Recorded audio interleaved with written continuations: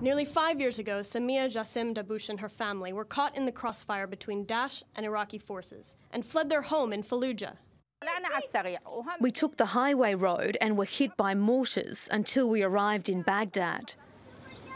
Since then, she's been here at this camp, Daha al-Rawi, in the city. When she did visit her house to see what was left, all she found was rubble.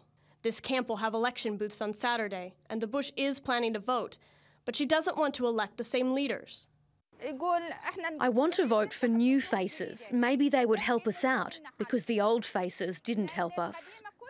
There are more than 7,000 candidates from 32 parties competing for 360 seats.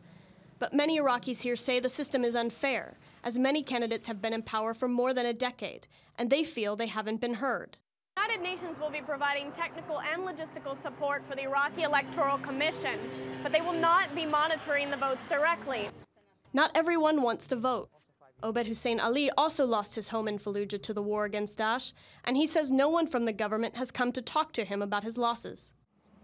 I'm not asking them for money. I want them to see my suffering. I will take them to my home to see it.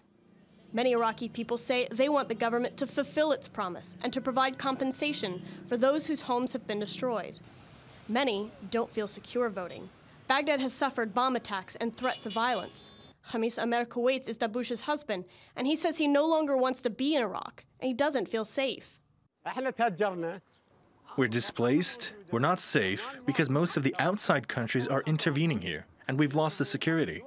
On election day, security forces will be protecting voting booths, which will most likely be in schools. Major Gen Saad Maan says weapons will be banned and guards will be on alert to make sure militants can't harm voters. Give our orders for our soldiers and our police officers on the ground to be in touch and to have a quick response for people if they are questioning or they have any information.